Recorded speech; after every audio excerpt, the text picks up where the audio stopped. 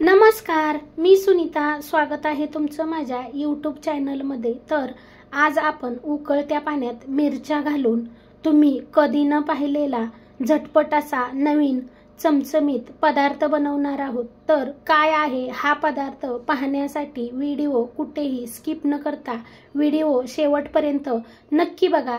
तर चला व्हिडिओला सुरुवात करूया. मिरचीचा मस्त असा चमचमीत पदार्थ बनवण्यासाठी इथे मी 15 ते 16 मिरच्या घेतल्या आहेत. इथे मी या मोठ्या मिरच्या घेतल्या आहेत. या मिरच्या तिखट नसतात. तुम्ही या ठिकाणी कोणत्याही प्रकारच्या मिरच्या वापरल्या तरी चालतील. इथे मी कढईमध्ये पाणी उकळायला ठेवलं होतं. आता या मिरच्या उकळत्या पाण्यात घालून घ्यायच्यात आणि या मिरच्यावर झाकण ठेवायचंय आणि या मिरच्या आपल्याला 5 ते 6 मिनिटे या उकळत्या पाण्यात शिजवून घ्यायच्यात. अशा मिरच्या शिजवून घेतल्या ना की आपल्या मिरच्यांचा तिखटपणा कमी होतो. मी या मिरच्या तिखट घेतल्या नाहीत. तुम्ही जर मिरच्या तिखट घेतल्या असल्या ना तर ही प्रोसेस नक्की करून घ्यायची. 5 ते 6 मिनिटे झाली की आपण झाकण काढून पाहूया. तर इथे तुम्ही पाहू शकता आपल्या मिरच्या अशा छान नरम झाल्या आहेत. अशा नरम झाल्या की गॅस बंद करायचा आणि या मिरच्या अशा एखाद्या चाळणीवर काढून घ्यायच्या, म्हणजे याच्यातील एक्स्ट्राचं पाणी निथळून जातं. आता या मिरच्या आपण थंड करून घेऊया. आता इथं आपण खलबत्ता घेऊयात आणि खलबत्त्यामध्ये 10 ते 12 लसणाच्या पाकळ्या घालूयात आणि या लसणाच्या पाकळ्या अशा जाडसर ठेचून घ्यायच्यात. तुम्ही लसूण मिक्सरला सुद्धा बारीक करून घेऊ शकता, पण मिक्सरला लसूण पटकन बारीक होतो आणि जास्तच बारीक होतो. तर आपल्याला फक्त जाडसर ठेचलेला लसूण पाहिजे. आता हा ठेचलेला लसूण आपण एका भांड्यात काढून घेऊया. असा जाडसर लसूण ठेचून घ्यायचा. जाडसर लसूण ठेचून घातला का नाही की आपल्या या मिरच्याच्या पदार्थाला खूप छान चव येते. त्यानंतर आता इथे आपल्या मिरच्याही छान थंड झाल्यात. आता या मिरच्यांची देठ काढून घ्यायच्यात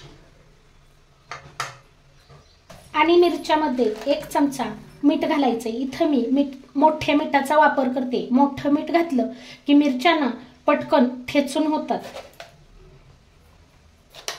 आता या मिरच्या सुद्धा आपल्याला जाडसरच ठेचून घ्यायच्या. तुम्ही या मिरच्या मिक्सरला सुद्धा बारीक करून घेऊ शकता, पण आपल्याला ना जाडसर ठेचलेल्या मिरच्या पाहिजे. आणि अशा मिरच्या खलबत्त्यामध्ये ठेचल्या ना की आपल्या मिरचीच्या पदार्थाला खूप छान चव येते. तर इथे या मिरच्या अवघ्या 2 मिनिटातच कुटून झाल्या आहेत, कारण आपण याला शिजवून घेतलं होतं ना, त्याच्यामुळं या मिरच्या लगेचच बारीक झाल्या. आणि अशा या पद्धतीने जाडसर मिरच्याच ठेचून घ्यायच्या आहेत. आता या ठेचलेल्या मिरच्या आपण बाजूला ठेवूया आणि गॅसकडे वळूया. इथं आता मी गॅसवर चांगली कढई कडकडीत गरम करून घेतली. आता याच्यामध्ये 2 ते 3 चमचे तेल घालायचे. तेल थोडं जास्तच घालायचंय बरं का. तेल चांगलं कडकडीत गरम झालं की 1 चमचा मोहरी, 1 चमचा जिरं घालायचंय. जिरं मोहरी छान अशी तडतडली की इथं आपण टेचून ठेवलेला लसूण घालायचाय. 1/2 चमचा हळद घालायची आणि लसूण चांगला सोनेरी रंगावर भाजून घ्यायचाय. लसूण चांगला सोनेरी रंगावर परतून झाला की याच्यामध्ये 1/2 चमचा इतका हिंग घालायचाय आणि हिंग सुद्धा छान असा फुलवून घ्यायचा आहे. त्यानंतर इथे मी 2 चमचे बेसन पीठ घेतलंय. आता हे बेसन पीठ सुद्धा आपल्याला बारीक गॅसवर चांगलं असं भाजून घ्यायचंय, म्हणजे ना बेसनाचा कच्चापणा निघून जातो आणि आपला हा पदार्थ खायला खूप सुंदर लागतो. तर इथे तुम्ही पाहू शकता आपल्या बेसन पिठाचा कलर चेंज झालाय. छान लाल असं बेसन पीठ दिसू लागलंय.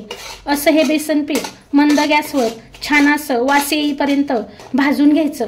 आता या स्टेपला इथे मी अर्धा चमचा लाल मिरची पावडर घालणार आहे, कारण आपल्या मिरच्या ना तिखट नाहीत म्हणून मी इथं लाल मिरची पावडरचा वापर केलाय. तुमच्या जर मिरच्या तिखट असतील ना तर तुम्ही लाल मिरची पावडर नाही घातली तरी चालेल. त्यानंतर आता इथे आपण ज्या ठेचून ठेवलेल्या मिरच्या होत्या ना त्या मिरच्या या मसाल्यामध्ये घालून घ्यायच्यात आणि आता या मिरच्या या मसाल्यामध्ये छान अशा घट्ट होईपर्यंत परतून घ्यायच्यात. गॅसची फ्लेम मीडियमच ठेवायची आहे. 4 ते 5 मिनिट हे छान असं मीडियम गॅसवर परतून घेतलंय आणि सुरुवातीला बघा हे मिश्रण आपलं पातळ दिसत होतं, आता हे मिश्रण छान असं घट्ट झालंय आणि याचा वास सुद्धा खूप छान येऊ लागलाय।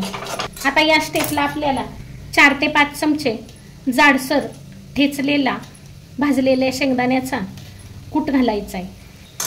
तर आज आपण बनवत आहोत शिजवून घेतलेल्या मिरच्यांचा मस्त असा चमचमीत ठेचा। या मिरच्यांची आपण भजी बनवतो किंवा दह्यातली मिरची बनवतो, तर अशा पद्धतीने एकदा मिरचीचा ठेचा नक्की बनवून बघा, खायला ना खूप छान लागतो। आणि मिरचीचा ठेचा बनवण्याची ही एकदम नवीन पद्धत आहे बरं का। तुम्ही एकदा बनवलात ना तर तुम्ही नेहमी असा ठेचा बनवून खाल, एवढा खायला सुंदर लागतो। शेंगदाण्याचा कूट घातला का नाही की आपल्या या ठेच्याला खूप छान चव येते। तुम्हाला जर शेंगदाण्याचा कूट नसेल आवडत तर नाही घातला तरी चालेल, पण मी म्हणेन शेंगदाण्याचा कूट घालून हा ठेचा तुम्ही एकदा नक्की बनवून बघा। आता पुन्हा एकदा शेंगदाण्याचा कूट घातल्यानंतर हा ठेचा छान असा परतून घेतलाय आणि या ठेच्याचा छान असा एकजीव झालाय।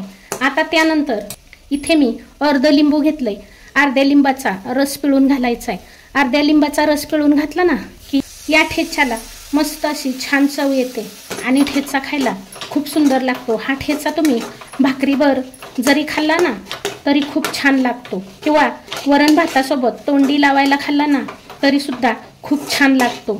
आणि आपल्या मिरच्या जरा सुद्धा तिखट नाही, त्यामुळे तुम्ही हा ठेचा मुलांना सुद्धा शाळेमध्ये डब्याला देऊ शकता।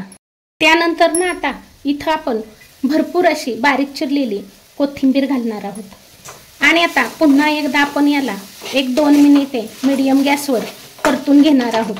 तर तुम्हाला पाहूनच या मिरचीचा अंदाज आला असेल की ही मिरची खायला किती सुंदर लागणार आहे आणि खरंच या मिरचीचा ठेचा खायला खूप सुंदर लागतो। तुम्ही एकदा नक्की बनवून बघा। रोज आपण त्याच भाज्या बनवतो आणि त्याच भाज्या खायला सुद्धा कंटाळा येतो, असं चटपटीत वेगळं काहीतरी खावंसं वाटतं। तर मग हा एकदम सोपा उपाय आहे। अशा मिरच्या बाजारातून आणायच्या आणि या पद्धतीने हा ठेचा बनवायचा। हा ठेचा तुम्ही अगदी 2 दिवसाला जरी करून खाल्ला ना तरी या ठेच्याचा कंटाळा येणार नाही, एवढा हा ठेचा खायला सुंदर लागतो। तर इथे आपण आता गॅस बंद करणार आहोत आणि इथे आपला मस्त असा ठेचा तयार झाला आहे। आता या ठेच्यावर खायला आपण भाकरी करूया। थोडं पाणी घालून भाकरीचं पीठ चांगलं असं मळून घ्यायचंय। भाकरीचं पीठ जेवढं चांगलं मळून घेईल ना तेवढ्याच भाकरी छान मऊसूद होतात आणि भाकरी टम्म फुगतात।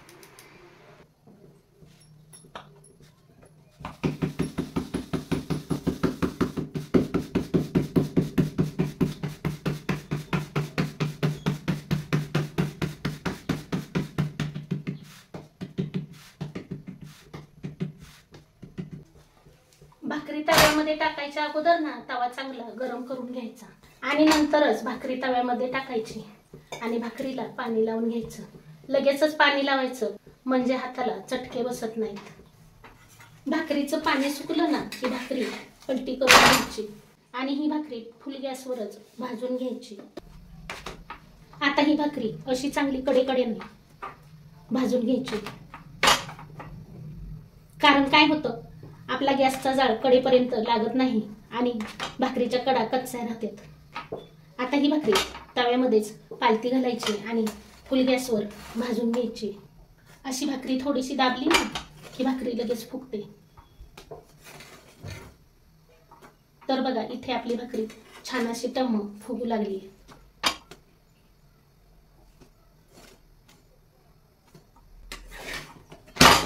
अशा पद्धतीने मस्त अशी भाकरी भाजून घ्यायची। तर इथं आपली ठेच्यासोबत खायला मस्त अशी ज्वारीची भाकरी तयार झाली आणि ज्वारीच्या भाकरी बरोबर हा ठेचा खायला खूप छान लागतो बरं का। आणि हा ठेचा 7 ते 8 दिवस फ्रीजच्या बाहेरही छान टिकतो। ज्वारीची भाकरी मस्त असा मिरचीचा ठेचा त्याच्यासोबत खायला कांदा, ह्या तिन्हींचं कॉम्बिनेशन खरंच खायला खूप छान लागतं। तर असा तुम्ही माझ्यासारखा शेंगदाण्याचा कूट, बेसन पीठ घालून मिरचीचा ठेचा एकदा नक्की करून बघा आणि असं काहीतरी वेगळं चमचमीत खायला सुद्धा छान वाटतं. तर तुम्हाला माझी आजची रेसिपी कशी वाटली कमेंट करून सांगायला विसरू नका. रेसिपी आवडली असेल तर एक लाईक जरूर करा. चॅनलला याआधी सबस्क्राईब केलं नसेल तर सबस्क्राईब करा, सपोर्ट करा. व्हिडिओ पाहिल्याबद्दल खूप खूप खूप धन्यवाद. पुन्हा भेटूया अशाच एका नवीन छानशा व्हिडिओसोबत. तोपर्यंत बाय बाय.